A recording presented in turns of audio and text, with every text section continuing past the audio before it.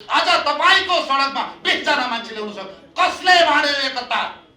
तपाई लाल सलामहरु, तपाई जस्तो त्यो केपी ओली भन्ने यही कामरेडको नामबाट आएको होइन र? आजबाट बाबुरामको किता चाहिँ क्लियर भयो, एमसीसी राम्रो छ, गर्नुपर्छ भनेको छ उहाँले। एमसीसी पारित भयो भने, पारित भएन भने राम्रो कुरा। उनले भनेका छन् पारित गर्नु हुँदैन। अध्ययन गर्नुपर्छ। 4 वर्ष हो अध्ययन पुगेन डाक्टर साहब, 4 वर्ष भयो यो सम्झौता भएको, अझ अध्ययन पुगेको छैन। अहिले नेपालमा जुन ओसामा बिन लादेनको समूहले नेपालमा जन्मेका ओसामा बिन लादेनहरु एमसीसी लाई दूधले धोको छ भनेर हेर्नुस् यो टेलिभिजन। आज मैले यस्ता डाक्टरहरु, यस्ता प्रधानमन्त्रीहरु जसलाई तपाईको महाकालीको दुई काटिँदाखेरि मतलब छैन देशमा। उपयुक्त व्यक्ति उपयुक्त स्थान हुनुपर्छ भनेर म माग गर्थे नि। यसको कारण यो थियो किनभने एमसीसी को भाषा शेरबहादुर र ज्ञानेन्द्र बहादुर कार्कीले बुझ्छन् भन्ने कुरामा मलाई पटक्कै विश्वास लाग्दैन। एमसीसी त कि त खारिज हुनुपर्छ कि पारित हुनुपर्छ, कुरा त्यही हो। यत्रो देश पोलराइज भएको बेलामा एउटा विद्वान मित्रले यो चाहिँ न्यूट्रल कुरा गर्ने है, यसलाई अन्यथा नमान्नु होला, मैले यस्तो कुरालाई हिजडा कुरा भन्ने गरेको छु। झुट बोल्ने तपाईको शेरबहादुर देउबा, केपी शर्मा ओली, प्रदीप गेवाली, यो चाहिँ के कतिवटा डाक्टर, के कतिवटा अर्थमन्त्री, त्यसपछि गएर रामशरण मगध लगायतका यी कुपुत्रहरू तपाईले एमसीसी मा सही कुरालाई सही भन्नुस् न। अर्को कुरा गरेर अमेरिकाको विरोध गरेर अमेरिकाको एम्बेसी घेरेर जसले यसमा सही गर्छ त्यसको औला काट्छु भनेर, कालो मुसो लाउँछु भनेर जो प्रतिनिधिहरू आइरहेका छ ती घेराउ गर्छु भनेर के सङ्कटलाई लगाउन खोजेको हो? सूचना त आइसक्यो गृहमन्त्रीको। अमेरिकाले उनले ला भनेर दिएको होइन, यो हामीले मागे हो भन्ने म तपाईहरुलाई अब प्रुफ दिन्छु। यो एमसीसी हैन नबसे, तपाईहरु नबस्नु, म गइदिन्छु छोडेर।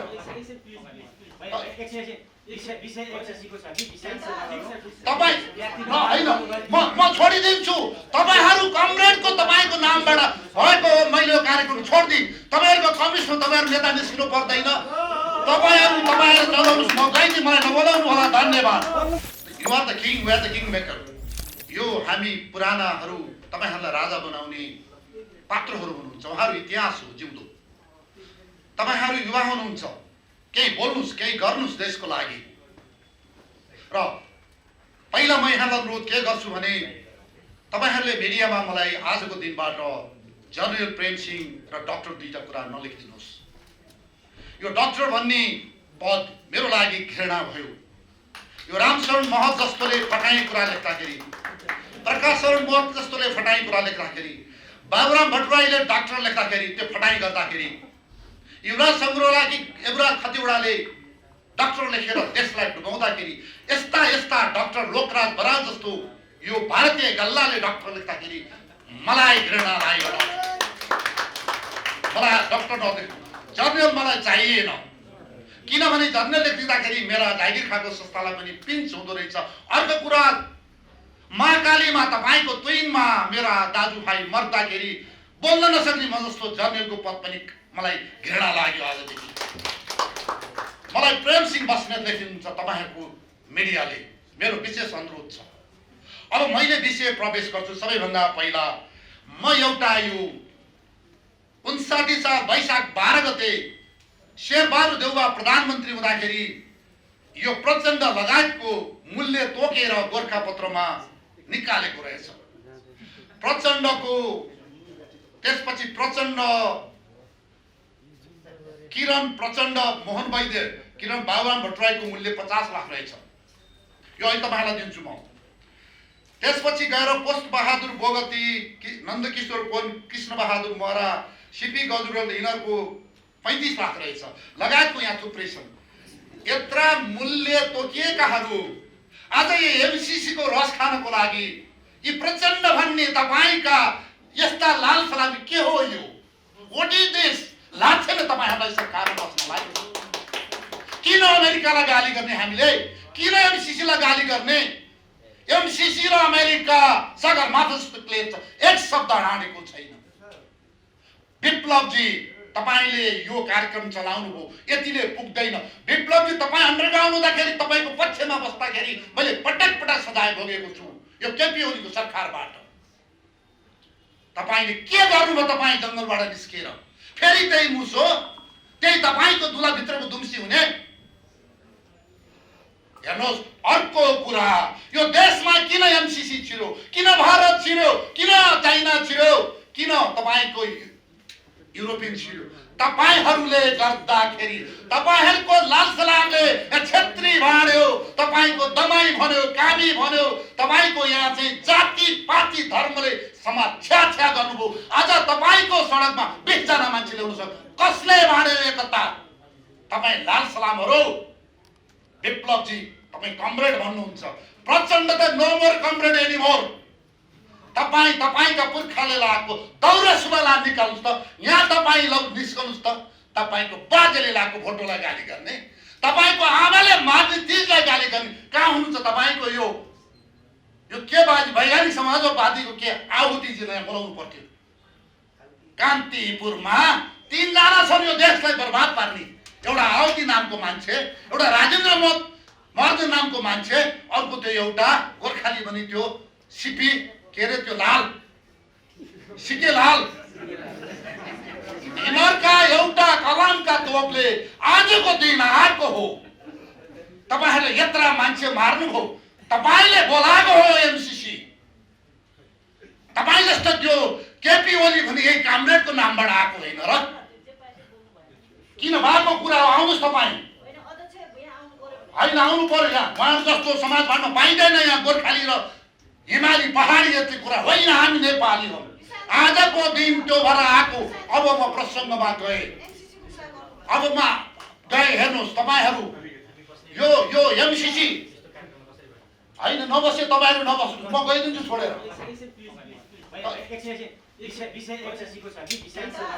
तपाईँ होइन, म छोडिदिन्छु।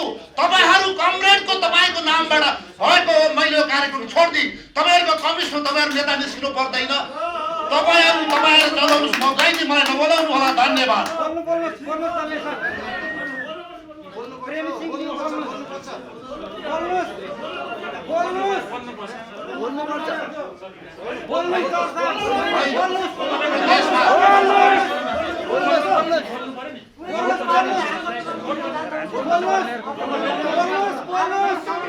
तपाईँहरूको यो कमरेडको मात्रै कार्यक्रम म किन बोल्दै?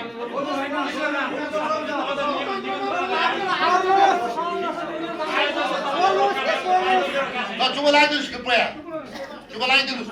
अब मैले भने एमसीसीमा मेरो समाज भाडियो, त्यो भएर दुश्मन छिर्यो। अब मैले भने यो एमसीसी, अब भारतले के जन्माएको छ देशमा? सरदार वल्लभ भाई पटेलको चाहिँ तपाईँको आदर्श, जसले हिमालसम्म नेपालको सिमाना भन्छ। अमेरिकाले के रोको देशमा? Bin Laden, Osama bin Laden जन्मायो देशमा। चाइनाले के भनेको छ? 5 फिङ्गर माओसेतुङको पालामा। भुटान, नेपाल, यो चाहिँ टिबेट, त्यसपछि बर्मा, सिक्किमलाई 5 फिङ्गर भनिएको छ। यसलाई किन भन्यो तपाईँको माओसेतुङले? तर उनीहरूले हामीलाई यहाँ चाहिँ अतिक्रमण गर्न आएका छैनन् भन्दा अहिले नेपालमा जुन ओसामा बिन लादेनको समूहले नेपालमा जन्मेका ओसामा बिन लादेनहरू एमसीसीलाई दुधले धोको छ भनेर हेर्नुहोस् यो टेलिभिजन। आज मैले यस्ता डाक्टरहरू, यस्ता प्रधानमन्त्रीहरू जसलाई तपाईँको महाकालीको दुई काटिँदाखेरि मतलब छैन देशमा। सेनाको ब्यारेकमाथि हेलिकप्टर उड्दै देशको मतलब छैन। नाकाबन्दी लाउँदै यो चाहिँ तपाईँको मतलब छैन। अहिले यिनीहरूलाई चाहिँ एमसीसी हेर्नुहोस्, मैले भने अमेरिकालाई विरोध नगरौँ, एमसीसीलाई विरोध। झुट बोल्ने तपाईँको सेतबहादुर देउपा, केपी शर्मा ओली, प्रदीप गेवाली, यो चाहिँ के कतिवटा डाक्टर, के कतिवटा अर्थमन्त्री, त्यसपछि गएर रामशरण मगध लगायतका यी कुपुत्रहरू, तपाईँले एमसीसीमा सही कुरालाई सही भन्नुहोस् न, गलत कुरालाई गलत भन्नुहोस् न। हामीलाई किन ढाट्ने? हामी त राजनीति गरेका छैनौँ नि भन्दाखेरि हेर्नुहोस्, अहिले जुन घातको काम गरिएका छ यी घातीहरू, यी देशमाराहरू, देशभित्रका Osama bin Laden, देशभित्रका Sardar Vallabh भाई पटेल, यिनै हुन् र यिनीहरूलाई तपाईँको एक हिसाब गरेर गर्नुपर्छ, कारबाही गर्नुपर्छ। र यो एमसीसी अहिलेकै हालतमा यो पास गर्यो भने नेपालको लागि घाँटी छ, छिमेकीको लागि घाँटी छ, हाम्रो लागि घाँटी छ। मैले भने यतिखेर अमेरिकाले आफ्नो सेकेन्ड माइन्ड र थर्ड माइन्ड पठाएर एमसीसीमा जुन कुराको लागि पठाइएको छ, यो अमेरिकाले बन्दुक पठाएर गरेको धक्कु जस्तो हुनेछ। अमेरिकाको लागि यो एउटा ठुलो काउन्टर प्रोडक्टिभ छ। युनाइटेड स्टेट्स अफ अमेरिका नेपालको लागि राजदूत, अमेरिकन राजदूत याद गर्नुहोस् तपाईले यो मान्छे बोलाएर हामी जस्तो गरिब देशलाई एउटा घाँटी अट्ठाको अर्थ लाग्छ संसारभरि भोलि।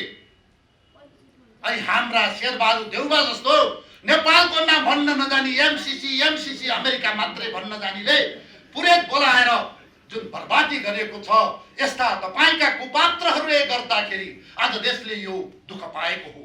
अर्को कुरा, शेरबहादुर देउबाजीलाई मैले किन राष्ट्रघाती भने? यो भन्दा अगाडि उहाँले प्रधानमन्त्री हुँदाखेरि अर्थमन्त्री पढाएर तपाईको सही गराएको कागजमा आज फेरि प्रधानमन्त्रीले 25 वटा बुदा, यो हो कि होइन, त्यो हो कि होइन, वो के हेर्नुस् त यहाँनेरि उनले बुझ्दै नबुझिकन सही गरेर अहिले हो कि होइन भन्दा यो आत्मा तपाईको सुसाइड हो। शेरबहादुर देउबाजीको हेर्नुस्, तपाईहरुले विचार गर्नुस्। उनले पहिला सोधेको भए अहिले सोधेर पठाउनु पर्ने थियो। हेर्नुस्, तपाईका देशका नेताहरू कसले भित्राको छ दुश्मन, देशभित्र जन्मेका नेपालका नागरिकताधारी नेपाली दुश्मनहरूले गर्दा आज हामी यो विद्रोहको लागि, विरोधको लागि हामी यहाँ एकत्रित भएका छौँ। म भन्छु यो यहाँको चाहिँ सबैको एउटा सोलिडारिटीको लागि मेरो समर्थन छ। हामी एक हौँ, हामी पहाड, मधेस, हिमाल, हामी दलित, तपाईको जनजाति के जाति तपाईँ, हामी पहिला नेपाली हौँ। नेपाली हौ। विप्लवजी लिडर्स, तपाईले नेपालीलाई नेतृत्व गर्नुहोस्। अब जात र भात छानेर तपाईले गर्नुभयो भने यु विल बी नो होर। मैले तपाईँ एउटा आश गरेको नेता हो, तपाईँ अन्तर्गाउँ बस्दाखेरि मैले मागेको नेता हो। कमन आउनुहोस्, हामीलाई पनि अगाडि लिएर बस्नुहोस्। यो देशको संस्कार, संस्कृति र एउटा शक्ति के छ यो देशमा विचार गर्नुहोस्। We are with you for the sake of nation, for the unity of nation, for the तपाईँको unification of nation again, हाम्रो धर्म संस्कार संस्कृतिको लागि जय नेपाल। तपाईहरुलाई मेरो नमस्कार छ। यो जति पनि पूर्ववर्ती वक्ताहरूले आजको सन्दर्भमा विचार दिनुभयो,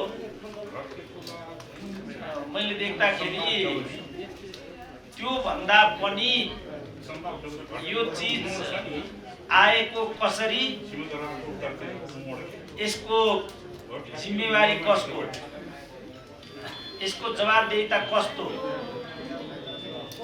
भन्ने तर्फ चाहिँ मैले एक शब्द पनि अभिव्यक्ति भएको सुनिनँ।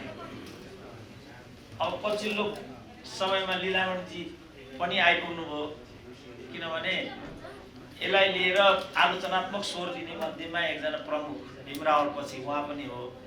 पछि किन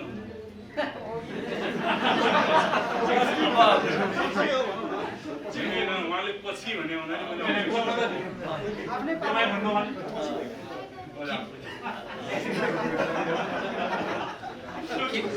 किनभने किन उहाँ पछि भने यो उहाँहरूकै पार्टीले गरेको हो, त्यसकारण उहाँ पछि। भीमराव चाहिँ त्यसपछि मात्रै, तर मन्त्री पनि हुनुभएको र एमसीसी को अङ्ग पनि रहनु भएको। मैले के भन्ने गरेको छु भने एमसीसी को बारेमा लीलामणिजीहरू, भीमरावजीहरूले जति बोले पनि वर्षमानपूर्ण बोल्नु जरुरी छ। किनभने जुन बेला यो भएको थियो त्यो बेला उहाँ अर्थमन्त्री हुनुहुन्थ्यो र पछि विद्युत मन्त्री हुनुभयो। आजबाट बाबुरामको कित्ता चाहिँ क्लियर भयो, एमसीसी राम्रो छ, गर्नुपर्छ भनेको छ उहाँले। हिजो अलि अस्पष्ट थियो, आज स्पष्ट भाषामा आएको छ। समृद्धिले मात्रै राष्ट्रियता बलियो हुन्छ, एमसीसी ले मुलुक समृद्धिमा जाने हुनाले एमसीसी राम्रो छ, गर्नुपर्छ। अब यो गरिरहँदाखेरि त्यो पार्टीको अध्यक्ष प्रचण्ड हुनुहुन्थ्यो। अहिलेको सरकारको श्री 5 फेरि प्रचण्ड नै हो। यो अहिलेको शेरबहादुरको सरकार चाहिँ प्रचण्डको सरकार भन्ने लाग्छ मलाई। त्यसकारण यसको क्रोनोलोजीमा जानुपर्छ। क्रोनोलोजीमा नगइकन खाली अमेरिकाको विरुद्धमा मात्रै गइयो भने मलाई लाग्छ हामी अमेरिकी विरोधी मात्रै हुन्छौँ, नेतालाई उन्मुक्ति दिने हामीहरू मतियार हुन पुग्छौँ। हाम्रो इस्वी 1950 को सन्धिलाई हेर्ने दृष्टिकोणदेखि नै यही आवाज रहेर आएको छ। 50 को सन्धि हाम्रा शासकहरूले गरे, त्यसबाट 2011 सालको कोशी सम्झौता पैदा भयो, त्यसपछि 16 सालको गण्डक सम्झौता पैदा भयो, त्यसपछि प्रजातन्त्र आयो, महाकाली पैदा भयो,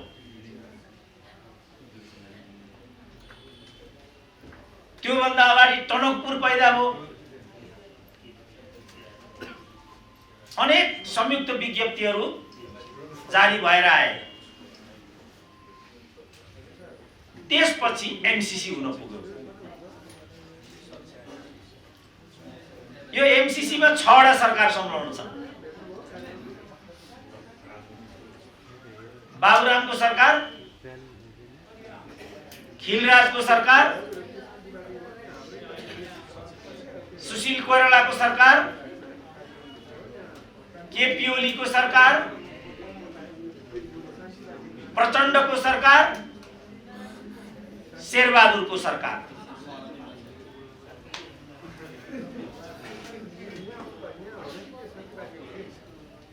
तर यो एमसीसी प्रति नेपाली कांग्रेस मात्रै इमानदार देखियो र उनले पटक पटक के भन्यो भने यो राम्रो छ, यो गर्नुपर्छ। त्यसपछि बाबुरामको कुरा आयो, केपी ओलीको कुरा बीचमा छ। केपी ओलीको क्याबिनेटमा भीमराव आफै डिपिएम हुनुहुन्छ, उहाँको प्रखर विरोध छ।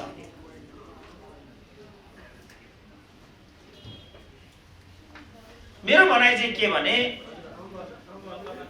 जनताका प्रतिनिधिहरू यिनीहरू जनताको अभिमत लिएर सरकारमा पुगेका छन्। हामीहरू कम्युनिस्ट हौं पनि भन्छन्। मैले बुझेसम्म कम्युनिस्ट भनेको राष्ट्रियतामा अविचलित प्रतिरक्षात्मक दृष्टिकोण भएको शक्ति हो।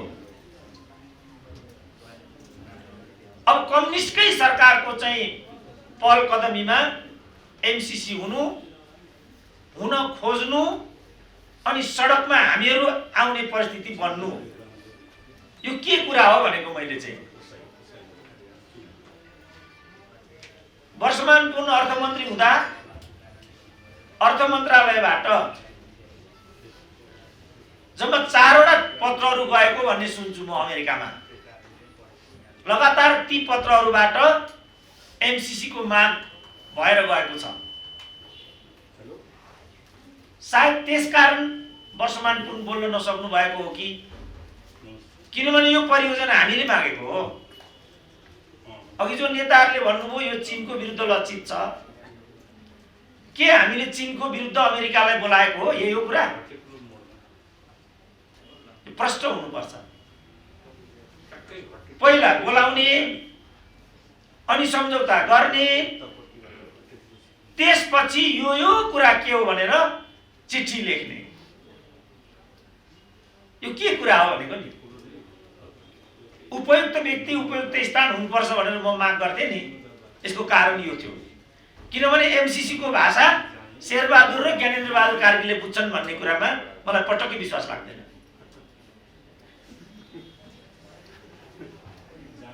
अन्तर्राष्ट्रिय कानुन अनुसार नबुझिकन सम्झौतामा हस्ताक्षर गरिएको कुरा वैध हुँदैन भन्ने छ। त्यसकारण उहाँहरूले बरु एमसीसी को लिखतमाथि सम्झौताको 11 बुँदा पठाउनु भन्दा यो नबुझिकन हामीलाई सही गराएको हुनाले विचार गरी पाऊँ भन्नु सबभन्दा उपयुक्त हुन्छ। प्रचण्डले यसमा 3टा कुरा गर्नुभएको छ। पहिलो कुरा यो अक्षरशः पास हुन सक्दैन, यो कुरा भन्नुभएको छ। दोस्रो कुरा, म प्रधानमन्त्री हुँदा यो बारे कुनै पनि पत्र मेरो टेबलमा आएको छैन, यो भन्नुभएको छ। तेस्रो कुरा, कोटेश्वरको जुलुसमा एमसीसी विरुद्धमा नारा लाग्दा उहाँले देन एन्ड देयर त्यसलाई रोक्नु भएको छ। सायद त्यो सभामा चाहिँ हाम्रो लीलावतीजी पनि हुनुहुन्थ्यो होला। यो कारणले एमसीसी को यो अवस्था भएको हो। मैले यहाँबाट उत्तर खोज्नुपर्छ, किनभने यो एमसीसी यिनीहरूले गरेको हो। यिनीहरूले भन्नुपर्छ यो एमसीसी किन गरेको। नेपाली कांग्रेस जस्तो स्पष्ट भन्नुपर्छ यो राम्रो छ कि नराम्रो छ। यो नराम्रो छ भने नराम्रोमा किन सही गरेको, राम्रो छ भने नेपाली जनतालाई किन लडाउन खोजेको। यिनीहरूले 22 दलको गठबन्धन अन्य भइरहेछ। लगातार हाम्रो कार्यक्रम छ भन्नुभयो अघि धर्मेन्द्रजीले। ल उहाँहरूको त राजनीतिक पार्टी हो, एजेन्डाहरू छन्, ठिकै छ। बाँकी नेपालीहरू पनि त्यहाँ उभिनु पर्ने किन। एकजनाले भन्नुभयो यो गठबन्धनमा हामीहरू पनि छौँ, तर न्यूनतम कार्यक्रममा एमसीसी परेको छैन, त्यसकारण एमसीसी त्यहाँ आकर्षित हुँदैन हाउसमा। अहिले एउटा अफवाह फैलाइएको छ समाजमा कि त्यसैको लागि हाउस बोलाइएको छ। यो के कुरा हो, के गर्नु खोजे हो यो। यसमा कसैको जवाफदेही त हुन्छ कि हुँदैन। यी हुन् छलफल गर्नुपर्ने विषयहरू। खालि ठुलो कुरा गरेर, चर्को कुरा गरेर, अमेरिकाको विरोध गरेर, अमेरिकाको एम्बेसी घेरेर, जसले यसमा सही गर्छ त्यसको औँला काट्छु भनेर, कालो मुसो लाउँछु भनेर, जो प्रतिनिधिहरू आइरहेछ ती घेराउ गर्छु भनेर के सङ्कटलाई लगाउन खोजेको हो। सूचना त आइसक्यो गृहमन्त्रीको। खड्ग ओलीले बोल्न दिएनन् भनेर आजको गठबन्धन आइराखेको छ। अब अहिले पनि बोल्न दिँदैनन् भनिँदैछ। यो के गर्न खोजेको। यी हुन् मूलभूत विषयहरू। यी मूलभूत विषयमा नआइकन कल्पित कुरा गरेर, हुँदै नहुने कुरा गरेर, उत्तेजनाको मात्रै कुरा गरेर अब पनि हामीले अल्म लिने हो भने हामी लक्ष्यमा कहिले पुग्ने त। हामी गन्तव्यमा कहिले हुने, हामी कहाँ समृद्धि कहिले आउने। खोइ शिक्षाको ग्यारेन्टी, खोइ स्वास्थ्यको ग्यारेन्टी। कोभिडमा छौँ आज हामी। यो कोभिडको 2 वर्ष राजनीतिक दलहरूले एक दिन पनि जनजीविका र जनताको कुरा गरेका छैनन्। स्थायित्व र 2/3 लागि हामीले यत्रो वामपन्थीको सरकार बनाएको। आज स्वयं उनीहरू लडालड गरेर त्यत्रो 2 शक्तिलाई उनीहरूले विघटन गरे, अनिश्चयको स्थिति पैदा गराए। यो आजको केन्द्रीय विषयवस्तु। यसो गर्ने अधिकार थियो कि थिएन वामपन्थी दलहरूलाई। कहिले यो भन्ने, कहिले त्यो भन्ने। त्यही यो र त्यो भन्ने क्रममा एमसीसी आइरहेको म। त्यसकारण लीलामणिजीहरूलाई मेरो अनुरोध के छ भने पार्टीभित्र गम्भीर रूपले यो बारेमा उहाँहरूले भिन्न मत राख्नुपर्छ, छलफल गराउनुपर्छ। त्यहाँभित्र अल्पमत बहुमत गराउनुपर्छ र जसले एमसीसी को पक्षमा कुरा गरेको छ तिनीहरू पनि बाहिर आउनुपर्छ, जसले विपक्षमा गरेको छ ती पनि बाहिर आउनुपर्छ र जनतासँग यी प्रश्नहरू तल जानुपर्छ। होइन भने उहाँहरूले मात्रै लाचारी प्रकट गरेर आवाज त दिन खोजेको, तर हाम्रो केही जोर चलेन भन्ने कुरा जुन महाकालीका बेला भएको थियो। टनकपुर पञ्चायतकै पालामा भएको प्रोजेक्ट हो। गिरिजाले सुटुक्क टनकपुर गरिदिए, मिडियाहरूले आवाज उठाए, राष्ट्रलाई ढाँटे गिरिजा प्रसाद कोइरालाले। टनकपुर सम्झौता थिएन, समझदारी मात्रै थियो भन्ने कुरा। विषय अदालतमा पुग्यो, अदालतले सन्धि नै भन्थ्यो।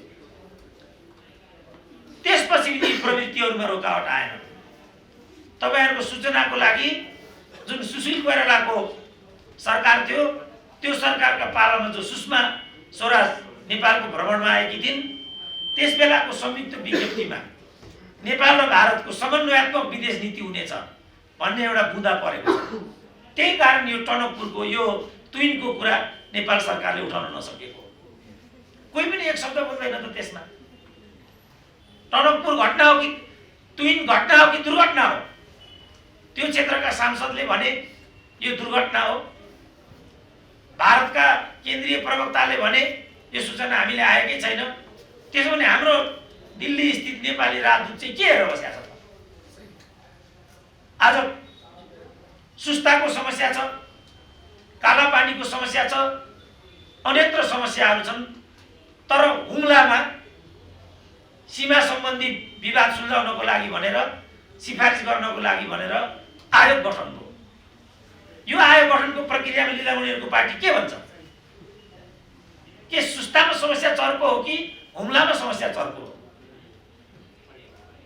अब हामी एमसीसी को कुरा गरेर बसिरहेका छौँ। के स्थिति छ सुस्ताको?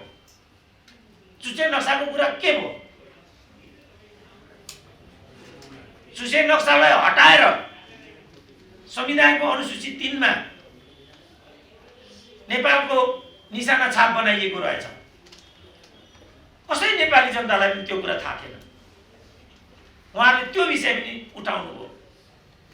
चुचे नक्सा नेपालतिर त पार्नु भयो, तर त्यसपछि त्यो आवाज फेरि बन्द भयो। त्यसलाई लिएर हामीहरूले केही पनि भनिरहेका छैनौँ।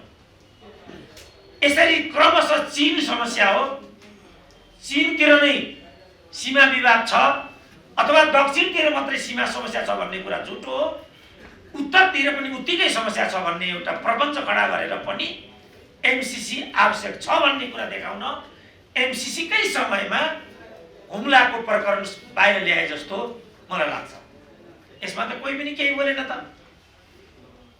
त्यसकारण विषयान्तर गरेर काल्पनिक विषयहरूमा नेपाली जनतालाई उभ्याएर नेपाली बीचमा चाहिँ लडन्त भिडन्त गराउने लामो समयदेखि यो भएर आयो। कोशी गर्ने हामीले विरोध गर्नुपर्ने, गण्डकी गर्ने हामीले विरोध गर्नुपर्ने, महाकाली गर्ने हामीले आवाज उठाउनु पर्ने, टनकपुर गर्ने हामीले आवाज उठाउनु पर्ने, अरुण 3 गर्ने हामीले आवाज उठाउनु पर्ने। अरुण 3 को एउटै कुरा के थियो भने त्यहाँ विश्व ब्याङ्कको लगानी आउनेवाला थियो। त्यसकारण तीव्र विरोध भएको थियो। अब अहिले इन्डियन कम्पनी आयो, कोही पनि बोल्दैन त। अनि यो त इन्डियन कम्पनी ल्याउने योजना छ भन्ने कुरा प्रश्न भइहाल्यो नि। अब हामीले खोजी गर्नु पर्यो अरुण 3 विरोध गर्नेहरू को हो। अहिले चुप लाग्ने स्थिति किन हो? यहाँ हो नि त उठाउनु पर्ने आवाज। अप्पर कर्णालीलाई लिएर 2टा डेलिगेसन त प्रचण्ड प्रधानमन्त्री हुँदा म आफै गएको थिएँ। हामीले भन्यौं अप्पर कर्णालीको समय सिद्धिसकेको छ। त्यो बेला लाइसेन्स नवीकरणको प्रक्रिया चलिरहेको रहेछ।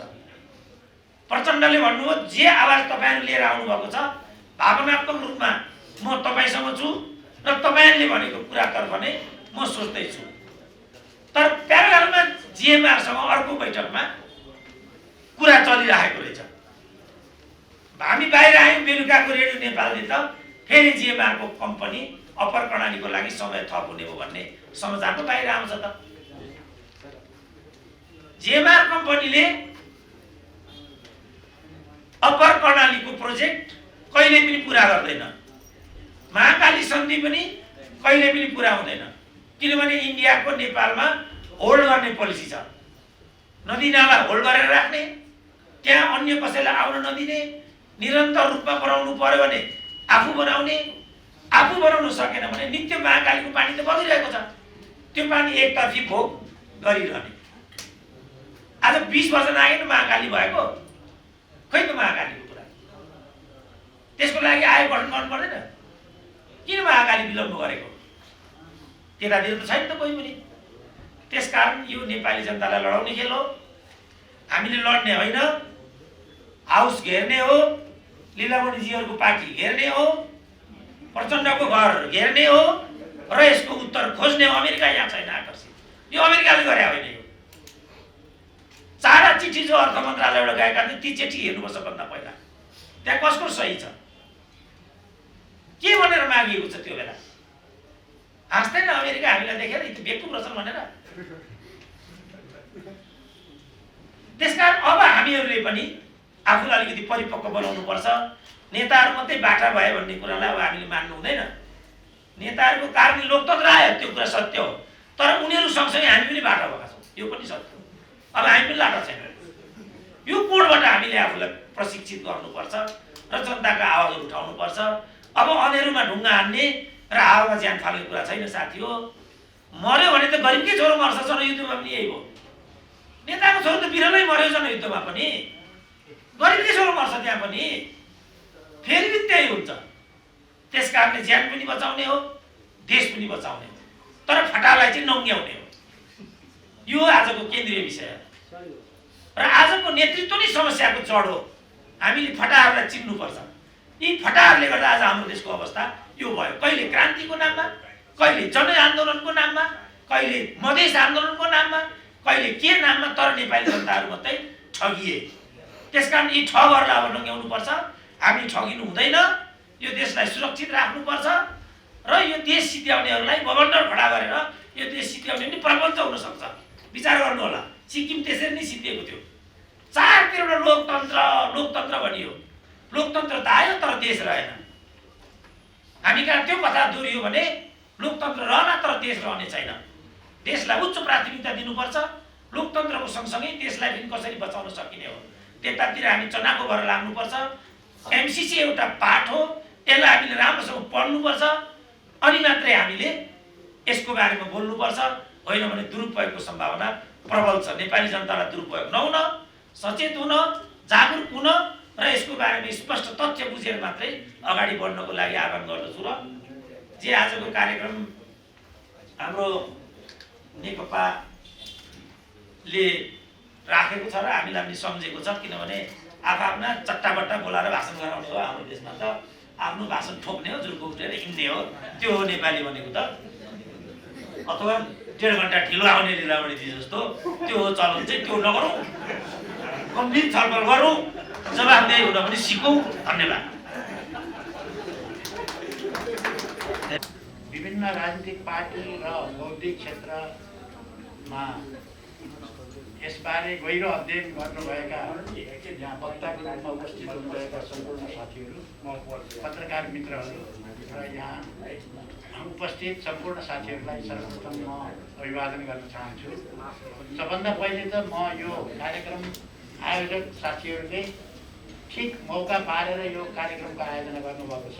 किनभने एमसीसी अब यो सदनबाट अनुमोदन गरिन्छ। एमसीसीको जुन हस्ताक्षर भएको छ त्यसलाई चाहिँ स्वीकृति दिइन्छ या अनुमोदन गरिन्छ भनेर चर्चा चलिरहेको बेलामा र अमेरिकाबाटै एमसीसीका 2 जना पदाधिकारीहरूको भ्रमण भएकै बेलामा यो कार्यक्रमको आयोजना गर्नुभयो। यसको निम्ति आयोजक साथीहरूलाई म धन्यवाद दिन चाहन्छु। समय पनि हाम्रो सीमित छ र म संक्षिप्तमा यो कुराहरू राख्न चाहन्छु। सबभन्दा पहिला त एमसीसीकै विषयमा यो एमसीसी जुन परियोजना छ, यो परियोजना भर्खरै आएको विषय चाहिँ होइन। यो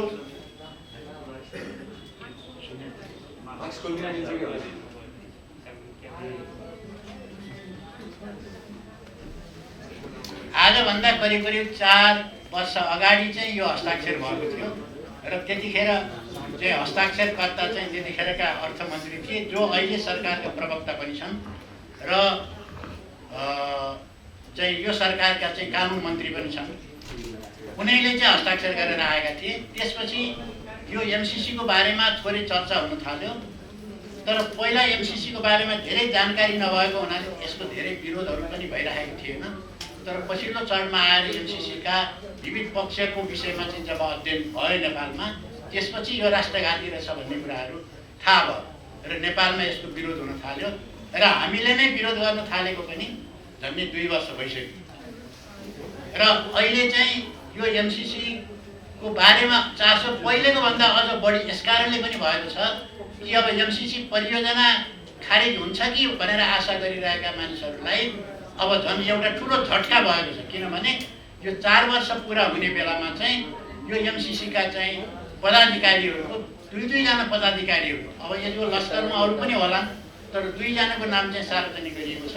एमसीसीको चाहिँ उपाध्यक्ष र सहउपाध्यक्षको भ्रमण हुँदैछ। र यो 29 गते 4 वर्ष पुग्ने भएको हुनाले 4 वर्षभन्दा अगाडि नै चाहिँ यो सदनले चाहिँ अनुमोदन गरिसक्छ भन्ने चर्चा व्यापक भइरहेको हुनाले यसबारेमा चासो अहिले धेरै नै बढेर गएको छ। र अब यो सम्भावना अब चाहिँ यो अनुमोदन गर्ने चाहिँ सम्भावना या भनौँ या यसलाई खतरा भनौँ, त्यो खतरा चाहिँ अहिले बढ्दै गएको छ। र अब यो एमसिसीको बारेमा भनिरहँदा यसको त एउटा लामो एउटा ठुलो पुस्तकै छ जो चाहिँ अमेरिकाको चाहिँ उनीहरूको चाहिँ डिफेन्स मिनिस्ट्रीले निकालेको एउटा डकुमेन्ट छ। त्यो डकुमेन्ट एउटा लामो डकुमेन्ट छ र त्यो बारेमा चाहिँ अब धेरै चर्चा गर्न एउटा सानो उसमा त्यो सम्भव पनि छैन। मभन्दा पछाडि पनि वक्ताहरू हुनुहुन्छ, उहाँले राख्नुहुन्छ होला। म यति भन्न चाहन्छु कि यो एमसिसी नेपालमा लागू गर्नुको पछाडिको दुईटा उद्देश्य। एमसिसी परियोजना चाहिँ यहाँ 50 करोड अमेरिकी डलर चाहिँ अमेरिकाले किन खर्च गर्दैछ, त्यसको के उद्देश्य छ भन्दाखेरि त्यसलाई चाहिँ दुईटा विषयमा यसलाई केन्द्रित गर्न सकिन्छ। एउटा त्यसको मुख्य उद्देश्य चाहिँ के हो भने अमेरिकाको इन्डो पेसिफिक स्ट्राटेजी, हिन्द प्रशान्त रणनीति अन्तर्गत चाहिँ चीनलाई घेरामा हाल्ने। किनभने अहिले विश्वको मुख्य प्रतिस्पर्धी चाहिँ अमेरिकाको प्रतिस्पर्धी चीन छ र चीनलाई उसले चीनसँग चाहिँ टक्कर दिनको निम्ति नेपाल जस्तो महत्त्वपूर्ण ठाउँ अरू संसारमा अरू कुनै छैन। किनभने नेपालको उत्तरतिरको सिमाना चीनसँग जोडिन्छ र चीनसँग भन्दा पनि अझ एउटा संवेदनशील भनेर अझै पनि मानिएको र अहिले पनि फ्री टिबेट मुभमेन्ट कुनै न कुनै रूपले चलिरहेको र त्यसलाई अमेरिकाले समर्थन गर्दै आएको चाहिँ तिब्बत चाहिँ हाम्रो उत्तरतिरको सिमानामा जोडिन्छ र नेपालमा बसेर तिब्बतका जनतालाई पनि भड्काउने, तिब्बतमा चाहिँ अशान्ति खडा गर्ने या त्यहाँबाट विखण्डनकारीहरूलाई चाहिँ उनीहरूले त्यहाँ गएर चाहिँ अमेरिकाले सहयोग गरिदिने र अमेरिकालाई त्यहाँ इन्गेज गराउने र आवश्यकता पर्यो भने अमेरिकासँग चाहिँ एउटा सामरिक किसिमले पनि भिड्नको निम्ति उसले नेपाल जस्तो महत्त्वपूर्ण ठाउँलाई उसले रोजेको छ। किनभने नेपाल भनेको यस्तो ठाउँ हो जहाँ अमेरिकाको 50 वर्षभन्दा बढी सम्बन्ध छ र यहाँ अमेरिकामा अध्ययन गरेर आएका, अमेरिकामा जागिर खाएका धेरै मान्छेहरू अहिले छन् जो एमसिसीको पक्षमा अहिले वकालत गर्दैछन्। उनीहरू चाहिँ बोल्दैछन्, आज बिहानसम्म पनि यहाँ ठुल्ठुला भन्ने मान्छेहरूले बोल्दै थिए एमसिसी चाहिँ पारित गर्नुपर्छ भनेर। त्यस्ता मान्छे धेरै भएको ठाउँ एउटा नेपाल हो।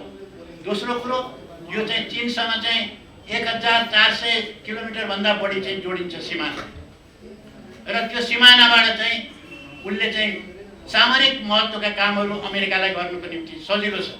तेस्रो, उसले तिब्बतीहरूलाई चाहिँ भड्काउन चाहिँ उसले प्रयास पहिलेदेखि गरिरहेको छ र यही बसेर चाहिँ त्यो काम बढी गर्न सक्छ र तिब्बत। चौथो कुरा के हो भने अहिले पनि उहाँ भारतको धर्मशालामा चाहिँ तिब्बतको चाहिँ दलाई लामाको चाहिँ प्रवासनको सरकार त्यहाँ अहिले पनि कायमै छ, जसलाई चाहिँ अमेरिकाले मान्यता दिएको छ। र यी सबै कारणहरूले गर्दाखेरि चाहिँ अमेरिका चाहिँ चीनको के अरे अमेरिकाको लागि चाहिँ नेपाल महत्त्वपूर्ण ठाउँ छ र उसले यहाँ बसेर त्यो भूमिका खेल्न सक्छ। दोस्रो कुरा के हो भने यहाँको बहुमूल्य चाहिँ खानीहरू, खनिज पदार्थहरू र प्राकृतिक स्रोत छ। अहिले पछिल्लो चरणमा आएर नेपालमा चाहिँ कुनै पनि खानीहरू छैन, केही पनि छैन भनेर भनिन्थ्यो। तर अहिले आएर के भनिँदैछ भने अहिले नेपालमा युरेनियमका खानीहरू छन् भनेर भनिराखेको छ। युरेनियम भनेको संसारको सबभन्दा महँगो चाहिने चिज हो त्यो र त्यो चाहिँ असाध्यै संवेदनशील, खास गरेर परमाणु बमहरू बनाउनको निम्ति त्यो अनिवार्य छ, त्यो नभई हुँदैन। त्यसकारण चाहिँ युरेनियमका चाहिँ खानीहरू छन् भनेपछि अमेरिका त्यसमा चाहिँ र्याल काटेको छ। यहाँ यसको साथसाथै अब हामी जलस्रोतमा त धनी छौँ भन्ने कुरो त थाहै छ। जलस्रोत लगायत यहाँका बहुमूल्य यहाँका खनिजहरूलाई चाहिँ लुटेर लैजाने अनि यही अखाडा बनाएर अनि चाइनासँग लड्ने, यो दुईटा प्रयोजनको निम्ति चाहिँ उसले एमसिसीबाट यहाँ प्रवेश गर्न खोजेको छ। एउटा प्रश्न उठ्ने गरेको छ, यदि अमेरिकाले चाह्यो भने एमसिसी किन चाहियो? ऊ त्यसै पनि आउन सक्छ। कुरा हो, त्यो कुरा पनि सत्य नै हो। किनभने अब इराकमा जानलाई चाहिँ कुनै एमसिसी गरेकै थिएन। इराकमा उसले एउटा परिकल्पना गर्यो, त्यहाँ नगई नहुने भइसकेपछि उसले एउटा चिज आफैले चाहिँ कल्पना गर्यो र जर्ज बुशले के भन्यो भने यो इराकको चाहिँ राष्ट्रपति त्यतिखेर राष्ट्रपति सद्दाम हुसेन उनले चाहिँ नि वेपन्स अफ मास डिस्ट्रक्सन चाहिँ यहाँ तयार पारेको छ, विनाशकारी हतियार छ, अब त्यो हतियारहरू चाहिँ त्यहाँबाट खोज्नु पर्यो, त्यो हतियारबाट चाहिँ मुक्त गराउनु पर्यो भन्ने नीउ बनायो। तर संयुक्त राष्ट्रसङ्घकै त्यसका विशेषज्ञहरूले एजेन्सीहरूले के भनेका थिए भने त्यस्तो खालको वेपन्स अफ मास डिस्ट्रक्सन छैन, इराकले त्यो पैदा गरेको छैन, उसँग त्यो हतियारहरू छैन भन्दा पनि उसले जबरजस्ती त्यहाँ चाहिँ सेना लग्यो र सद्दाम हुसेनको लाई फाँसी दियो, लाखौँ मान्छेको हत्या भयो, त्यहाँ भएका बहुमूल्य चिजहरू चाहिँ नि लुटेर लगे र इराकलाई ध्वस्त पारिसकेपछि अन्तिममा गएर जर्ज बुशले के भन्यो भने सरी केही पनि रहेछ भने सरी भनिदिएपछि पुग्यो। न उसलाई कुनै कोर्टमा जानु पर्यो, न अन्तर्राष्ट्रिय अदालतले कुनै मुद्दा चलाउने व्यवस्था पनि छैन। त्यसकारण चाहिँ त्यसरी त्यो पनि गर्न सक्थ्यो, तर नेपालमा अहिले त्यो गर्न सम्भव छैन। इराक जति सजिलो उसलाई छैन, किनभने नेपाल चीनसँग जोडिएको छ र चीन र भारतको बिचमा अवस्थित छ र नेपालको पृष्ठभूमि अर्कै खालको छ र नेपाली जनता सम्पूर्ण चिजहरू फरक छ इराकको भन्दा, अन्तर्राष्ट्रिय परिस्थिति पनि फरक छ। त्यसकारण चाहिँ इराकमा जस्तो कुनै नियम बनाएर नेपाल पस्ने उसको चाहिँ इरादा छैन र फेरि इराकलाई जस्तो ध्वस्तै बनाउनको निम्ति यहाँ ऊ आउने पनि होइन। ऊ आउने त यहाँ के हो भने यहाँ अखाडा बनाएर चीनसँग लड्नको लागि आउने हो, उद्देश्य पनि फरक छ। त्यसकारण चाहिँ के हो त भने ऊ चाहिँ इराकको बाटोबाट ऊ आउन सक्दैन, इराकको बाटोबाट उसलाई यहाँ आउन अप्ठ्यारो छ। त्यसकारण चाहिँ उसले अर्को बाटो खोजेको छ, त्यो बाटो भनेको एमसिसीको बाटो। एमसिसी परियोजना लिएर आइसकेपछि यहाँका उसका मैले पहिले नै भनिहालेँ अमेरिकालाई समर्थन गर्ने ठुलो जमात छ यहाँ, उसले स्वागत गरिहाल्छ। त्यो पैसा त ल्याउनुपर्छ भनेर चाहिँ जनतालाई अब अलि हामी चाहिँ आर्थिक दृष्टिकोणले पछि परेको हुनाले नेपाली जनतालाई त्यसले चाहिँ लोभ्याउन सकिहालिन्छ। 50 करोड डलर भनेको त ठुलै पैसा हो, त्यसकारण त्यसले लोभ्याउन सकिन्छ भन्ने अनुमान गरेर उनीहरूले चाहिँ त्यो चाहिँ पैसा यहाँ दिएर एमसिसी परियोजना ल्याउन खोजेको छ। अब उसले चाहिँ यो परियोजना ल्यायो भने के हुन्छ, हाम्रा जुन चाहिँ नि अहिले युरेनियम जहाँ छ भन्ने चाहिँ नि हामीलाई लागिरहेको छ, जुन अनुमान गरिँदैछ ती ठाउँमा उसले कब्जा गरिहाल्छ। किनभने त्यो चाहिँ एमसिसीको प्रोजेक्टले कब्जा गर्छ र त्यो पछिसम्म त्यो अमेरिकाको अधीनमा उसले राख्ने योजना बनाइसकेको छ। किनभने त्यही चाहिँ एमसिसीमै के छ भने उसको त्यो चाहिँ परियोजना जुन चाहिँ छ त्यो परियोजनाको बारम्बार त्यसको चाहिँ निरीक्षण गरिरहनु पर्ने आवश्यकता पर्छ भनेर देखेपछि त्यो जति बेलासम्म चाहिँ रहिरहन्छ उसले भनेको कुराहरू त्यति बेलासम्म त्यो रहन्छ, एमसिसी रहन्छ। त्यसकारण हाम्रा चाहिँ जुन बहुमूल्य साधन जुन छन् नेपालका ती सबै पहिले उसले कब्जा गर्छ। दोस्रो के गर्छ त भन्दा अब यहाँ आएर सामरिक तयारी पनि यही बसेर गर्छ। त्यो सामरिक तयारी गरेर चाहिँ उसले के गर्छ, चीनसँग उसले चाहिँ लड्ने हो। र यो विषयमा धेरै मान्छेले के पनि भन्ने गरेको भने किन हामीलाई चाहिँ चीनको बारेमा किन यति धेरै चासो, चीनलाई चाहिँ केही पनि छैन, के यो आइपिएसको अङ्ग हो भन्ने चाहिँ नेपालीलाई मात्रै थाहा भयो, चाइनिजहरूलाई थाहा भएन भन्ने प्रश्न पनि गर्छन्। चाइनिजलाई राम्रोसँग थाहा, हामीलाई भन्दा बढ्ता जानकारी उनीहरूलाई छ निश्चित रूपमा, किनभने हामीसँग सरकारमा छैनौँ, धेरै सूचना त्यस्तो आउँदैन, हामीले त बाहिर प्रकाशित भएका चिजहरू अध्ययन गर्ने हो। त्यही त्यो कहाँनिरबाट प्रतिबिम्बित भयो भने सी जिनपिङ चाहिँ नेपालको भ्रमणमा आउँदाखेरि उनले एउटा कुरो भने जसले धेरै मान्छेले यो कुरो दोहोऱ्याइरहने गरेका छन्। उनले के भन्यो भने त्यो आवश्यकता पर्यो भनेदेखि त्यही चीनका विरुद्ध गतिविधि गर्नेहरूको चाहिँ हड्डी चुरचुर पारिन्छ, धुलो पिठो पारिन्छ भनेर उनले बोलेका थिए। त्यो याद गर्नुपर्ने विषय त्यो छ। त्यो भनेको कसलाई? नेपालीलाई त होइन, नेपालीले त चीनको लागि त्यस्तो केही गर्न पनि सक्दैन, के गर्ने? त्यो भनेको उनीहरूलाई नै हो अप्रत्यक्ष रूपमा। त्यो चाइनिजहरूको बोल्ने शैली हो, त्यो डिप्लोमेटिक शैली हो उनीहरूको, त्यस्तो छ। त्यस हुनाले चाहिँ के हो त भने त्यो चाइनिजहरूलाई राम्रोसँग थाहा छ। र पछिल्लो एउटा जानकारी हामी सबैलाई जानकारी भएको कुरा के हो भने भर्खरै केही समय अगाडि मात्रै पहिलोपल्ट सी जिनपिङले चाहिँ तिब्बत भ्रमण गरेर गए र उनले चाहिँ त्यहाँको चाहिँ यो सामरिक चिजहरू, त्यहाँको सेना लगायतका सबै चिजहरूको चाहिँ उनले चाहिँ निरीक्षण गरेर गए र त्यसलाई उनले अपग्रेड गर्ने भनेर चाहिँ निर्देशन दिए भन्ने कुराहरू जानकारी आएको छ र उनले तयारी गरिसकेका छ। यदि यो एमसिसी पारित भयो भने, पारित भएन भने राम्रो कुरा हो, उनले भनेका छन् पारित गर्नु हुँदैन, यो आइपिएसको एउटा अङ्ग हो, यो कुरो त प्रश्न छ, त्यहाँ उल्लेखै गरेको छ। यसलाई पनि होइन भनेर मान्छेहरूले भनेर भ्रम पार्ने कोसिस गरिरहेको। यो आइपिएसको एउटा महत्त्वपूर्ण अङ्ग भएको हुनाले यसलाई यहाँ स्थापित गर्नुको अर्थ चाहिँ चीनलाई चाहिँ घेरामा हाल्नु र चीनसँग चाहिँ मुठभेडको लागि नेपाललाई आधार बनाउनु हो। यदि यो भयो भने नेपाल के हुन्छ त भन्दा नेपाल सिरिया हुन्छ, नेपाल अफगानिस्तान हुन्छ, नेपाल इराक हुन सक्छ, रण मैदान बन्न सक्छ। अब प्रश्न हाम्रो अगाडि के हो त भने रण मैदान बन्न दिने हो कि नदिने हो? हाम्रा बहुमूल्य खनिजहरू र बहुमूल्य हाम्रो चाहिँ प्राकृतिक सम्पदा लुट्न दिने हो कि नदिने हो? प्रश्न यहीँनिर हो। मलाई एउटा हाँसो पनि लाग्यो कि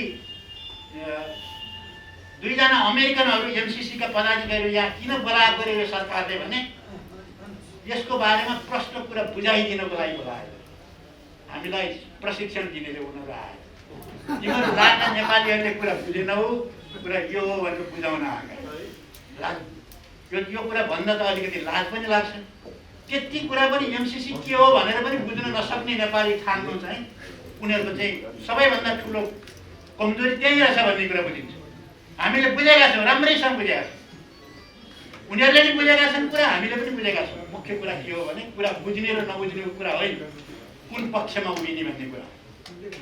हरेक नेपालीले एउटा दुईवटा चोइस छन्। हरेक नेपालीले, म यति मात्रै भन्छु, दुईवटा चोइस। यदि त्यो 50 करोड अमेरिकी डलर लिएर तपाईँले चाहिँ नेपाललाई विनाश गराउने पक्षमा तपाईँ उभिनुहुन्छ, नेपालका सारा सम्पदाहरू लुट्नलाई तपाईँ दिनुहुन्छ भने एमसिसीलाई रोज्नुहुन्छ।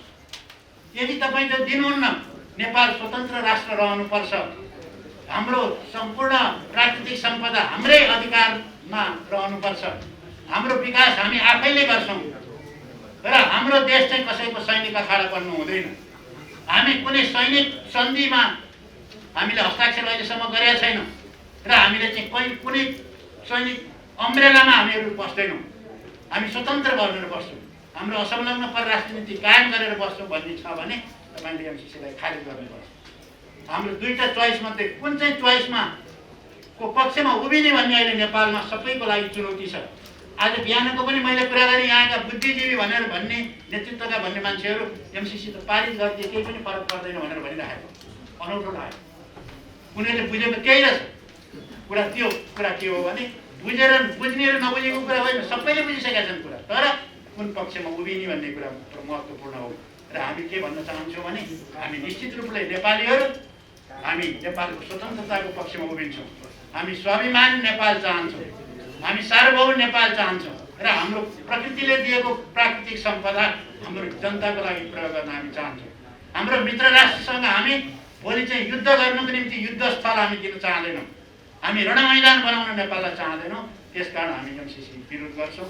हामी भन्छौँ एमसिसी कुनै पनि हालतमा एउटा तर्क अहिले यहाँ उठ्ने गरेको छ कि एमसिसीमा कुनै संशोधन गरेर भएको भइहाल्यो, अमेरिका अलिक पछि हटेको जस्तो देखिन्छ, छलफल गर्न सकिन्छ भन्ने कुरा आएको छ। पहिले कमा र पुलिसलाई पनि परिवर्तन गर्न सकिँदैन भन्थ्यो, तर अहिले नेपाली जनताहरू चाहिँ यसले कुरो बुझ्दै गएको थाहा पाइसकेपछि सम्झौता गर्न सकिन्छ भनेर पछि हटेको छ। तर त्यो भ्रम मात्रै हो। एमसिसी त कि त खारिज हुनुपर्छ कि पारित हुनुपर्छ, कुरा त्यही हो। हामी भन्छौँ यो खारिज हुनुपर्छ। हामी एमसिसीलाई 1, 2, 3 नेपालभित्र पस्न दिँदैनौँ, दिनु हुँदैन भन्ने हामी सबैले आवाज उठाउँछौँ। कुनै पनि हालतमा एमसिसीलाई त्यहाँ घुस्न दिनु हुँदैन। त्यहाँ संशोधन गरेर हुनेवाला छैन, त्यहाँ कुनै भाषा मिलाएर हुँदैन। त्यसकारण चाहिँ एमसिसी पारित हुनु हुँदैन, कुनै पनि हालतमा पारित हुन दिँदैनौँ। र हामीले चाहिँ अस्ति एउटा 15-16 दलहरू मिलेर एउटा कार्यक्रम पनि गरेका छौँ। एउटा सामान्य एउटा आयोजक बनाऊ भनेर पनि हामीले बनाएका छौँ। एमसिसी विरोधी एमसिसी सम्झौता खारेजी आन्दोलन, एमसिसी खारेजी आन्दोलन नाम राखेर हामीले एउटा तटस्थ सबैको चाहिँ साझा एउटा चाहिँ ऊ पनि प्लेटफर्म पनि बनाएका छौँ। त्यसले चाहिँ भोलि चाहिँ 1 बजे चाहिँ यहाँ मण्डलामा चाहिँ 1 बजेबाट जुलुस लिएर हामी जाने भनेका छौँ, यसलाई खारिज गराउनको निम्ति। म यो कुरा पनि जानकारी गराउन चाहन्छु यहाँहरूलाई। र र म अन्तिममा के आह्वान गर्न चाहन्छु भने एमसिसीलाई हामीले 1, 2, 3 त्यहाँबाट पारित हुन दिनु हुँदैन र हामी यो जनताको इच्छा विपरीत गरियो भने त्यसको परिणाम के हुन्छ भन्ने कुरा यो सरकारले भोग्नुपर्छ र हामी चाहिँ त्यसको निम्ति चाहिँ एमसिसीलाई खारिज गराउनको निम्ति जुनसुकै चाहिँ सङ्घर्षको बाटो अप्नाउन पनि तयार हुन्छौँ भनेर हामी प्रतिबद्ध हौँ। म यहाँहरू सबैसँग यही अनुरोध गर्दै म आफ्नो संक्षिप्त भनाइलाई अन्त गर्न चाहन्छु। हवस्, धन्यवाद। आजको यस कार्यक्रमका सभापति विद्वान मित्रहरू, राजनीतिक दलका प्रति साथी, पत्रकार साथीहरूको अभिवादन, देशभक्तिपूर्ण अभिवादन। सुरेन्द्रजीले एउटा डायलग त मलाई दिइहाल्नुभयो। मैले हिजो बेलुका उहाँको टेलिभिजनको अन्तर्वार्ता पनि हेरेँ। अध्ययन गर्नुपर्छ। 4 वर्ष हो अध्ययन पुगेन डाक्टर साहब, 4 वर्ष भयो यो सम्झौता भएको, अझ अध्ययन पुगेको छैन। यो मुलुकको यत्रो संवेदनशील विषय छ, राष्ट्रिय स्वतन्त्रता र स्वाधीनताको विषय छ। तपाईँले बोलेको कुराहरू सुने मैले। देशभरिका सबै समस्याहरू एकैचोटि ल्याउनु हो, यही परममा हलुन्छ कि भनेर सोध्नु होइन। यो स्पेसली एमसिसीसँग सम्बन्धित पर्व, त्योभन्दा बाहेकका कुराहरू गर्नुहुन्छ नि मसँग छ। आन्दोलनका इतिहासहरू छन्। त्यस कारणले म अर्को प्रोग्रामबाट आइरहेको छु। 1.5 घण्टा ढिलो आउनु भन्ने आरोप लगाउनु हो। म काममा थिएँ, काम नभएको आरोप हुन्छ। म फेरि पनि काममा छु। म 4 बजे अर्को प्रोग्राममा पनि पुग्नुपर्नेछ। त्यस कारणले गर्दाखेरि यहाँसँग मैले अनुमति लिएको छु। मलाई जसले फोन गर्नुभएको छ, मेरो प्रोग्राम छ, म त्यति बेला उहाँले गर्नुभएको छ, मेरो प्रोग्राम छ, म आउन भ्याउँदिनँ, म 1 बजे आउन सक्दिनँ, म 1:45 बजेसम्म कोसिस गरौँला, यही भने आउँदिन। त्यस कारणले गर्दाखेरि यो चाहिँ मिडियामा भन्दिन अलि सजिलै हुन्छ क्या। ठ्याक्क नेताहरू भने आरोप लगाइदियो, यी सजिलो हुन्छ। त्यो चाहिँ म क्षमा प्रार्थी छु। म अब यो विषयमा मात्रै केन्द्रित हुन्छु। एमसिसी सम्झौताका सन्दर्भमा यो प्लेटफर्ममा मैले 4 पटक बोलिसकेँ। यो अहिले 5औं पटक। त्यस कारणले एमसिसीका बारेमा म पुराना कुराहरू दोहोर्याउँदैन। म यसभित्रका फेरि नयाँ आयामहरूका बारेमा, एमसिसी सम्बन्धी नयाँ आयामहरूका बारेमा दोहोर्याउन चाहन्छु। नयाँ आयामहरू के हुन्? यहाँ अहिले भन्ने गरिएको छ, खुब प्रचार गरिएको छ कि यो हामीले रोजेको, हामीले नै मागेको सम्झौता, हामीले नै मागेको प्रोजेक्ट हो। त्यस कारणले यो अमेरिकाले उसले ला भनेर दिएको होइन, यो हामीले मागे हो भन्ने। म तपाईहरुलाई अब प्रुफ दिन्छु। म अरु धेरै कुराहरू गर्ने भन्दा पनि डाक्टर साहब यो पनि हेर्नु होला। म डाक्टर साहबलाई देखाउँछु। यो नेपाल ब्रोड डायग्नोस्टिक रिपोर्ट 2014 मा प्रकाशित। म प्रुफ सहित राख्दैछु। यसको नेपाल यसको 2011 बाट अनुसन्धान यसबारेमा अध्ययन सुरु भएको छ। 2011 बाट यो 2014 मा प्रकाशित रिपोर्ट। यसका यो चाहिँ फाइनान्स मिनिस्ट्री, यसको लियाजो मिनिस्ट्री, फाइनान्स मिनिस्ट्रीले कोअर्डिनेट मात्र गर्ने। यसको निम्ति छुट्याइएका एक्सपर्टहरू विज्ञहरू को हुन् भन्दाखेरि यसको सरकारको तर्फबाट मधु मरासिनी भन्नेले समन्वय गर्नुभएको छ। यसमा टिम मेम्बरमा चिरञ्जीवी नेपाल, श्रीराम पौडेल, मीनबहादुर श्रेष्ठ, पुष्पलाल साक्य, सुरवीर पौडेल, देवराज अधिकारी, भवानी ढुङ्गाना, हेमन्त दवाडी, दिनेशराज पन्त, हरिशंकर भट्टराई यसको नेपाल सरकारले बनाएका टिमका मेम्बरहरू। यो नेपाल सरकारले अध्ययन गर्नको लागि त भन्दाखेरि नेपालको डेभलपमेन्टको हर्डल के हो, समस्या के हो, नेपालको विकासको अवरोधहरू के हुन् भन्ने कुरा अध्ययन गर्नको निम्ति भनेर यो टिम बन्यो। अब यो टिम यो कसले सञ्चालन गर्यो त अब हेर्नु, अब यही हो सबभन्दा महत्त्वपूर्ण। युनाइटेड स्टेट्स गभर्नमेन्ट, संयुक्त राज्य अमेरिकाको सरकारको लिड एजेन्सी नेतृत्वदायी निकायका रूपमा को आउँछ? Millennium challenge corporation, MCC. यसको 8-9 जना यसका चाहिँ के 8 जना यसका टिम मेम्बर छन्। टिम मेम्बरको नेतृत्व ब्राडले कनिङहम अर्थशास्त्री टोली नेता एमसीसी। यसमा यूएसएफ र एमसीसी का टोली सदस्यहरू छन्। 8 जना टोली सदस्यहरूले यो अनुसन्धान गरेका छन्। अब यसले निकालेको निष्कर्ष यसले के निकाल्यो निष्कर्ष निकाल्यो भन्दाखेरि नेपालको डेभलपमेन्टको हडल के हुन् त भन्दा यसले फाइन्डिङ गर्छ राजनीतिक अस्थिरता, अस्थिर सरकार, नीति कार्यान्वयनमा अनिश्चितता, श्रम नियमन ऐनमा जडता, श्रम ऐनमा जडता, कानुनी जटिलता, खराब सडक, महँगो ढुगानी, विद्युत आपूर्ति कमजोर, पोर सप्लाई र सबैभन्दा महत्त्वपूर्ण कुरो के भने भ्रष्टाचार। यसले निकालेको फाइन्डिङ, यो फाइन्डिङमा म सहमत छु, यो फाइन्डिङमा म सहमत छु। तर यो सेलेक्सन, प्रोजेक्ट सेलेक्सन कसरी भयो त यो फाइन्डिङ दिँदा दिँदै सँगसँगै यो प्रोजेक्ट सेलेक्सन गर्नका निम्ति थ्रेसहोल्ड भनेर दिएको छ। थ्रेसहोल्ड जसलाई पार गर्नुपर्ने सङ्घार 20 वटा जति त्यसका बुदाहरू छन् थ्रेसहोल्ड। अब त्यो थ्रेसहोल्डमा यी कुराहरू यो पुरा भएपछि मात्रै बल्ल अगाडि बढ्ने हो। अनुदान दिने अमेरिकी नीति भन्छ, अमेरिकी नीति। अब त्यो अमेरिकी नीतिमा यो थ्रेसहोल्डका कतिवटा कुरा भयो त नारी रेयरली एन्ड पोरली 8 वटा कुरा मात्रै कुरा राख्छ। प्रिन्सिपली के रहेछ त भन्दाखेरि 2/3 थ्रेसहोल्डका 2/3 पूर्वाधारहरू पूरा भएमा मात्रै बल्ल अनुदान दिने नेगोसिएसन गर्न सकिने व्यवस्था रहेछ। उनीहरूको प्रिन्सिपल त्यो देखियो, अहिले अध्ययन गर्दै जाँदाखेरि त्यो देखियो। त्यस कारणले गर्दाखेरि यो हाम्रो भन्छ नि हामीले छानबिन गरेर ल्याएको हाम्रै हो भन्ने कुरा 100% झुट हो, 100% झुट हो। यो अमेरिकाले अगाडि सारेको नीति अन्तर्गत ल्याएको एउटा स्ट्रेटेजिकली रणनैतिक रूपले अगाडि सारेको प्रोग्राम। यो अनुदान रणनीति किन, के कारणले रणनीतिक रूपले अगाडि सार्यो त? अब यहाँ छ अमेरिका र एमसीसी र इन्डो पेसिफिक, हामीलाई जानकारी छ इन्डो पेसिफिक स्ट्र्याटेजी। त्यो इन्डो पेसिफिक स्ट्र्याटेजीको रिलेसन के हो? इन्डो पेसिफिक स्ट्र्याटेजी कहिले? सन् 2017 मा इन्डो पेसिफिक ट्रम्पको पालामा आइपीएस इन्डो पेसिफिक स्ट्र्याटेजी भनेर निर्माण भएको। योभन्दा अगाडि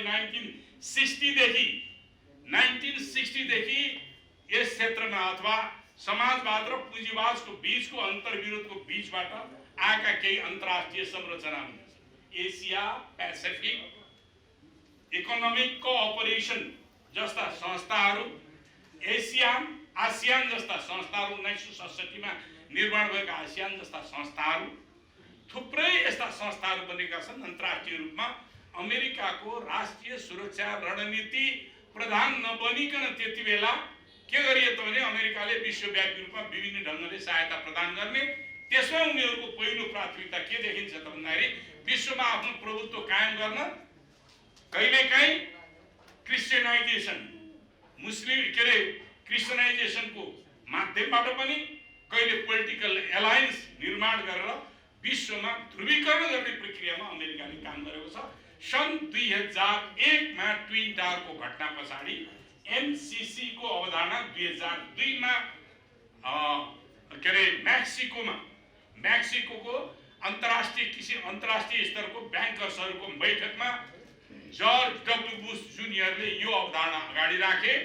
त्यो अवधारणा राख्ने बेलामा के भएको छ भने संयुक्त राज्य युएनओले, संयुक्त राष्ट्र संघले धनी देशहरूले गरिब देशहरूलाई आफ्नो बजेटको 0.7% बजेट अनुदानका निम्ति उनीहरूको इन्फ्रास्ट्रक्चर डेभलपमेन्ट गर्नको निम्ति छुट्याउनु पर्छ भनिएकोमा त्यहाँ अमेरिकाले 0.3% छुट्याउने कमिटमेन्ट गरेको छ।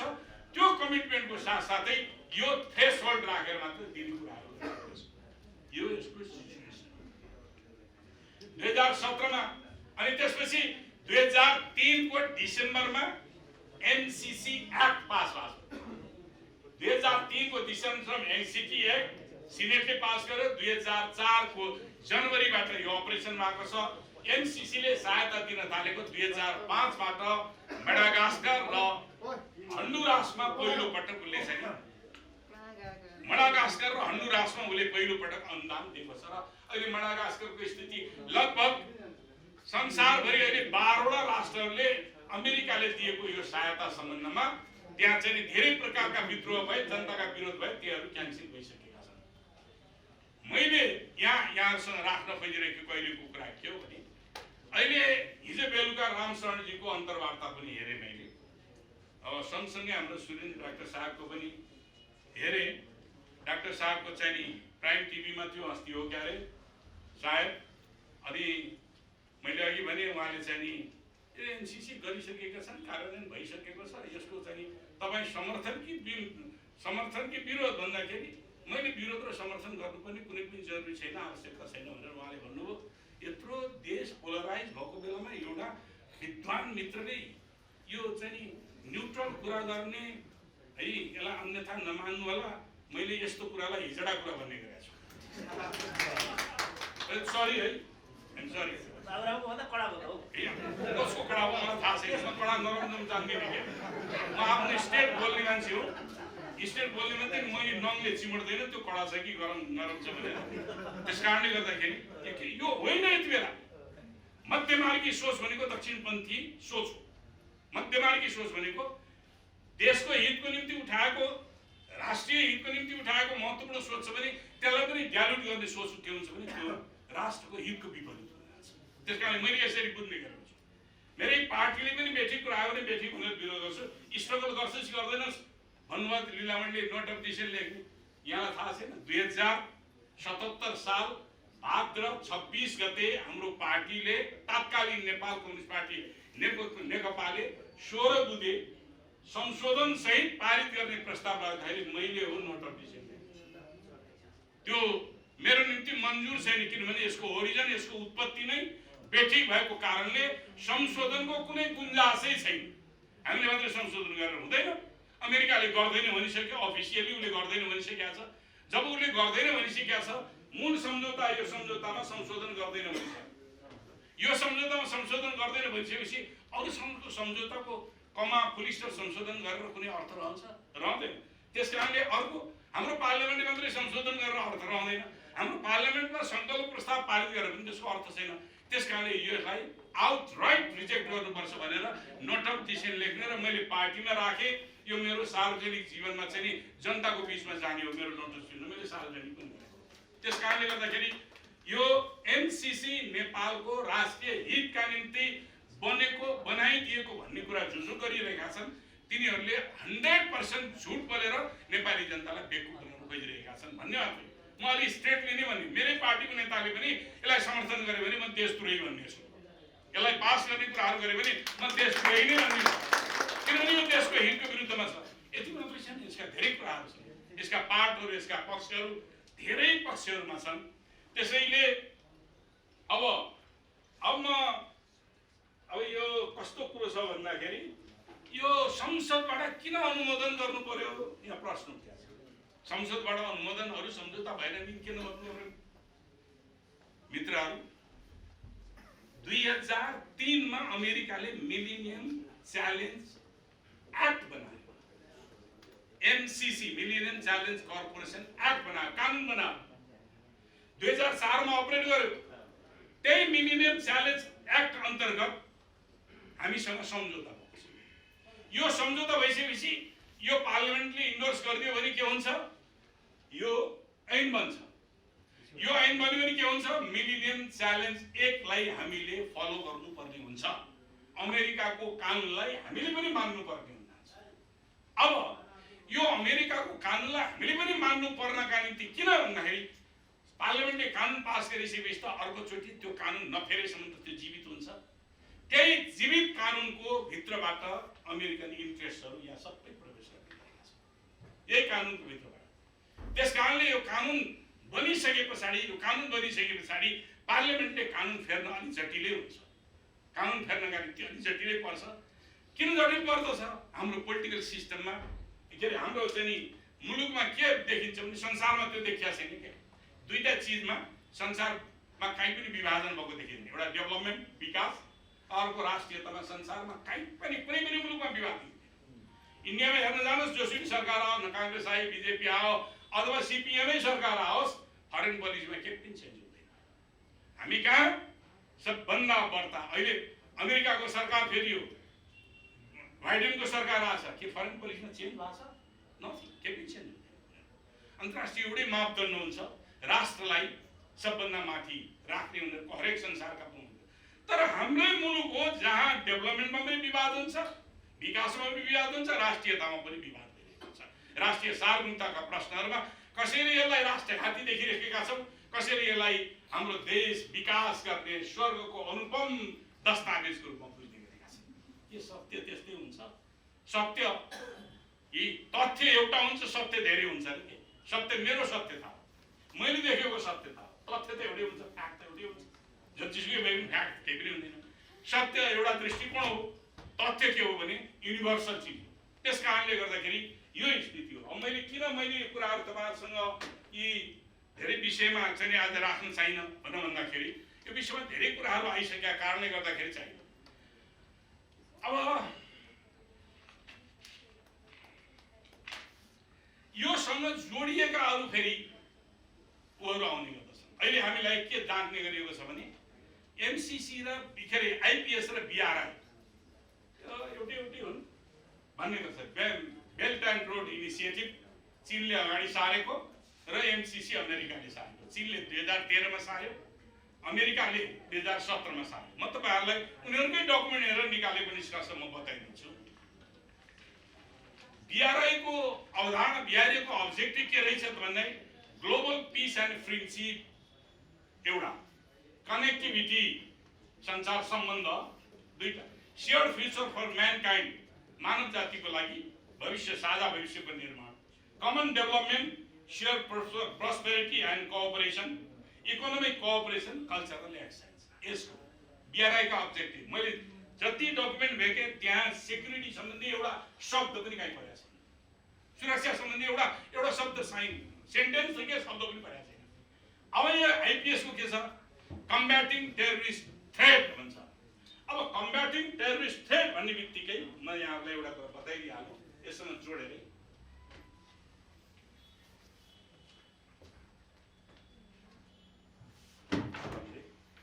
यो डकुमेन्ट पेन्टागनले निकालेको डकुमेन्ट हो यो Indo Pacific strategy Indo Pacific चाहिँ स्ट्र्याटेजी रिपोर्ट हो 2019 मा जुन 1 मा निकालिएको रिपोर्ट हो यसमा के भन्छ भन्दाखेरि ग्लोबल पोलिटिक्स को सम्बन्धमा यसले एक दुईटा कुराहरुबाट रमाइला कुराहरु गरेको छ people's republic China is a revisionist country उसको अहिले सबभन्दा द्वन्द्व उसैसँग भइरहेको छ people's republic China is a revisionist country अब अर्को भन्छ Russia is a revitalize malign actor है मैले अंग्रेजीको अनुवाद त गर्दिनु पर्दैन नि पत्रकारहरु विज्ञ हुन्छ यो पुनरुत्थानवादी दुष्ट शक्ति भनेर चाहिँ नि गरिरहेको छ है अब अर्को ठाउँ भन्छ उत्तर कोरिया नर्थ कोरिया है नर्थ कोरियालाई के भन्छ भने रक स्टेट है दुष्ट बदमाश राज्य भनेर चाहिँ नि उसले चाहिँ नि भन्ने अब मैले यो किन उठाएँ भन्दाखेरि यो यससँग जोडिएको अब अमेरिकाले यो भन्छ एमसीसी को सम्झौतामा के उल्लेख छ म त्यही कुराहरु यहाँलाई राखेर मात्रै म भन्नुहुन्छ एमसीसी को सम्झौतामा के छ भन्नुहुन्छ भने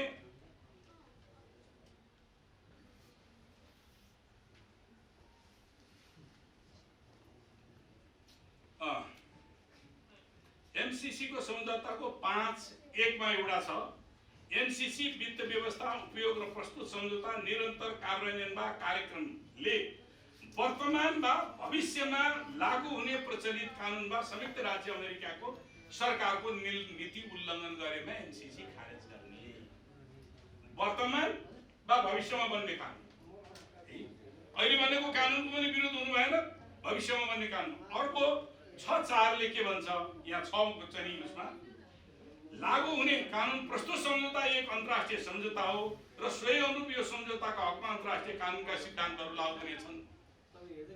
यो वास्तवमा अमेरिकाले हामीलाई दान दिने भनिसकेपछि दान दातव्य पुरस्कार अनुदान आदिमा शर्तहरू हुँदैनन्।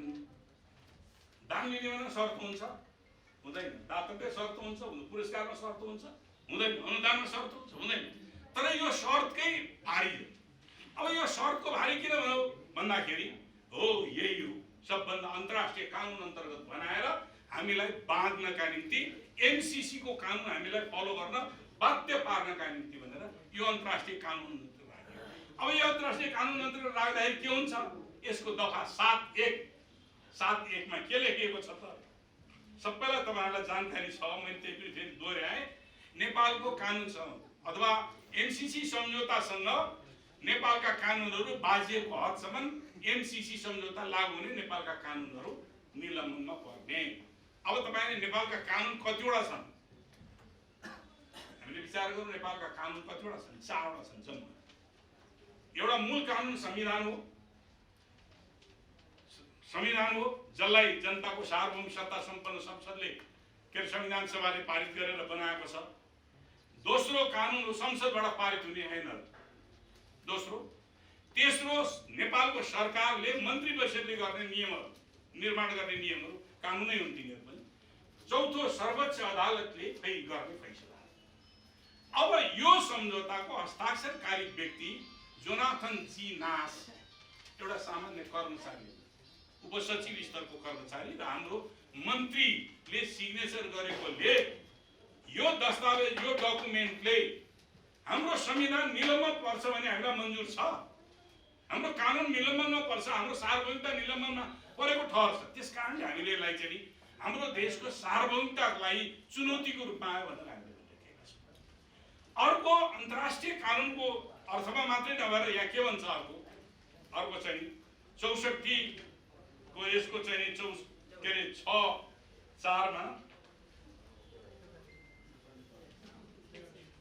तपाईहरुसँग तथ्यमा आज चाहिँ गर्ने भनेर गरेको 6(3) मा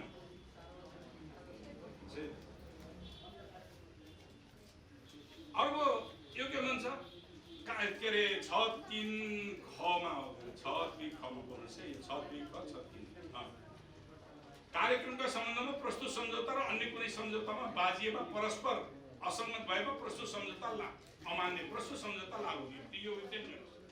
यो भने के हाम्रो देशले अरु कुनै मुलुकसँग कुनै सम्झौता गर्यो, चीनसँग गर्यो, उसँग चाहिँ के अरे कोरियासँग गर्यो, बा चाहिँ रुससँग गर्यो, बा भारतसँग गर्यो भने यदि त्यो गरेको सम्झौता अहिले हामीले गरेको सम्झौतासँग बाजियो भने त्यो सम्झौता खारेज हुन्छ। यसको यही कार्यक्रमका सम्बन्धमा प्रस्तुत सम्झौता र अन्य कुनै सम्झौता बाजिएमा बा परस्पर असंगत भएमा प्रस्तुत सम्झौता लागू हुने। यो सम्झौता लागू हाम्रो स्वतन्त्र देशले अरु कुनै मुलुकसँग हामीले गर्ने सम्झौता लागू हुने किन? अमेरिका र अहिले एउटा उदाहरण दिन्छु म। अमेरिका र के अरे इरानको बीचमा दुश्मनीपूर्ण सम्बन्ध छ। अमेरिका र भारतसँग के अरे अमेरिका र भारतको मैत्रीपूर्ण सम्बन्ध छ, भारत र इरानको मैत्रीपूर्ण सम्बन्ध छ। त्यो मात्रै नभएर हाम्रै उदाहरणहरू अमेरिका र चीनको प्रतिद्वन्द्विता छ। हामीले चीनसँग सम्झौता गर्न पाउने कि नपाउने जो हाम्रो इन्ट्रेस्टमा छ। अमेरिकाको कानुनको विपरीत हुन्छ, एमसीसी कानुनको विपरीत हुन्छ, तर हामीले गर्न पाउने कि नपाउने भन्दाखेरि यो सम्झौताले के भन्छ नपाउने भन्नुहुन्छ। यसले नपाउने हाम्रो सार्वभौमिकतामाथि यसले खण्डित गर्यो। मैले आज यहाँसँग अलिकति बेग्लै ढङ्गले यसका केही तथ्यहरूसँग जोडिएर मात्रै मैले कुरा गर्न खोजिरहेको छु। त्यसैले हाम्रा अनि यो चाहिँ जो पुनरुत्थानवादी दुष्ट संशोधनवादी बदमाश राज्य भनेको छ त्यो त उसका दुश्मन राज्यहरू भए। त्यो दुश्मन राज्यहरूसँग नेपालको त कुनै दुश्मनी छैन। नेपालको दुश्मनी नभएको राज्यसँग हामीले सम्झौता गरेर हाम्रो व्यापार, हाम्रो लगानी, विस्तार आदि चीज गर्ने किन? जस्तो कोरिया, नर्थ कोरिया टनल टेक्नोलोजीमा सबभन्दा राम्रो मानिन्छ। टनल टेक्नोलोजी नर्थ कोरियासँग हामीले टनल टेक्नोलोजीको उपयोग गर्न बारेमा हामीले चाहिँ नि सम्झौता गर्न पाउने कि नपाउने अमेरिकाका कारणले हामीले यहाँका हामी कहाँ बसेका व्यापारीहरूलाई नेपाल सरकारले निष्कासन गरेको छ। कोरियन व्यापारीहरूलाई निष्कासन, होटल चलाएर बसेका थिए तिनीहरूलाई निष्कासन गरेको छ। यो के हो भने अमेरिकाको कानुन हामीले मान्नुपर्ने बाध्यता हुँदैन हो। यी यस्ता प्रश्नहरू छन् जुन प्रश्नहरूले सम्झौताले हाम्रो सिधै हाम्रो सबरेन्टीमाथि च्यालेन्ज गरेको छ। अब अरू कुराहरू त यहाँ धेरै कुराहरू चाहिँ दफा दफामा जाँदाखेरि अरू पनि छन्।